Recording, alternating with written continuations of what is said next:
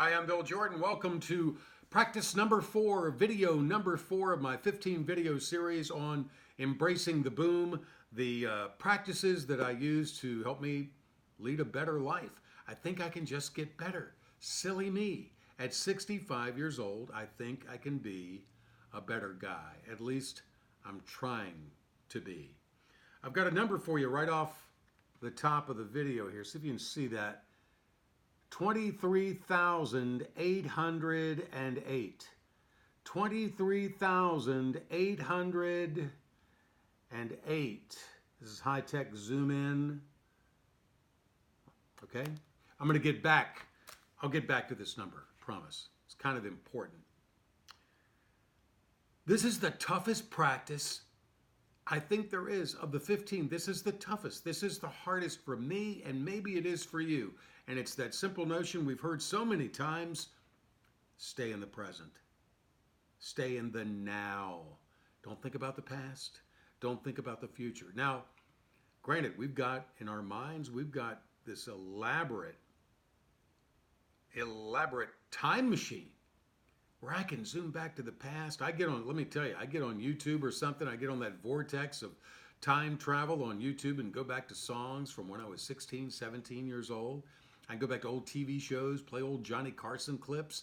I can be there forever, but I've got to discipline myself and say, like, okay, you get 3 clips today, you get 3 songs, and then move on to something in the present that I can do. Maybe you're looking forward to the holidays, right? Maybe there's something coming, or you got, whatever's coming up.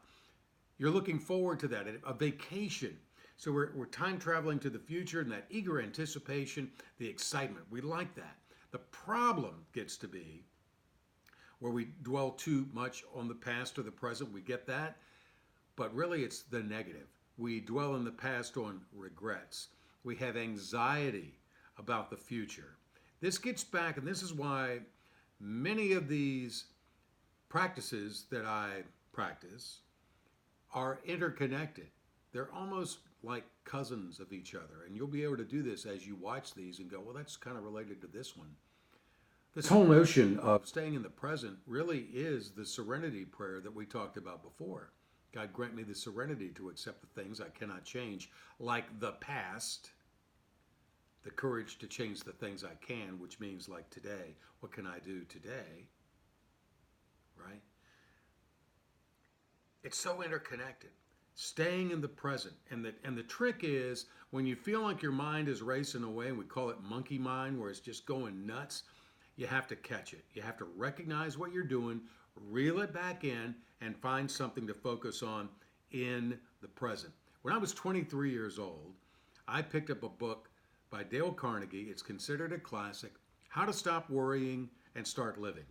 It changed my life. Now, I've got to go back and review a lot of those principles in that book. But I would encourage you, if you tend to worry, if you have a lot of regrets, if you are anxious about the future, pick up that book, Dale Carnegie, How to Stop Worrying and Start Living.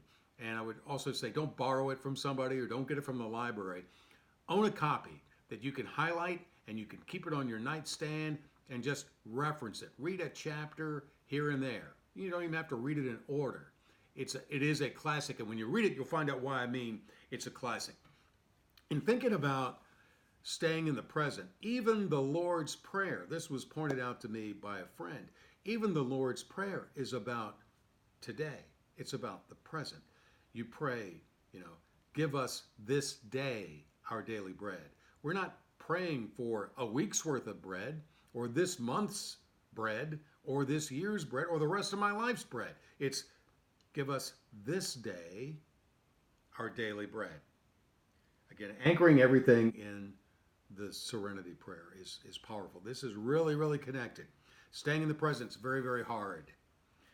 Jimmy Buffett co-wrote a song after Hurricane Katrina devastated the Gulf Coast. And I'm going to read you some of the lyrics. Now, I could sing this. If I sang it, I wouldn't need to read the lyrics, but why add to your stress? Ain't nobody got time for that. So here's some lyrics from this song. You may recognize it. I bought a cheap watch from a crazy man floating down canal. It doesn't use numbers or moving hands. It always just says now.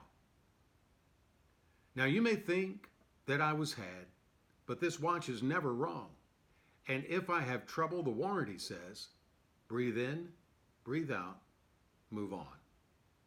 According to my watch, the time is now. The past is dead and gone. Don't try to shake it, just nod your head. Breathe in, breathe out, move on. I got my wife a little bracelet that just says that. Breathe in, breathe out, move on. She loves it. I think she does anyway. Back to this number.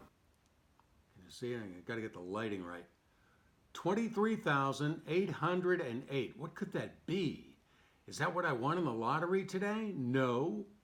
23,808. 23,808 days from today since the day I was born. That's how many days I've lived through. There have been some bad ones. We've all had them. Great days, horrible days that you think will never, ever end. But 23,808 days, I've made it. I've survived. I'm still standing. My mission must not be over. I'm still here. Do that. I challenge you to do this. Go to Google and type it in. How many days since, and then type in your birth date. Look at that number. And in spite of all the challenges you've had, and in spite of all the trouble that you've had, the days that you just could go away, and maybe you still dwell on them, look at that number and know that you survived every single one of them. You're still standing. You've made it this far. And you didn't make it this far to only go this far. That's what I believe.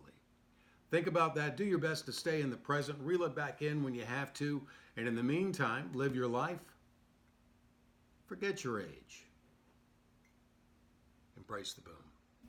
That's it tonight, y'all. See you tomorrow. Have a good one.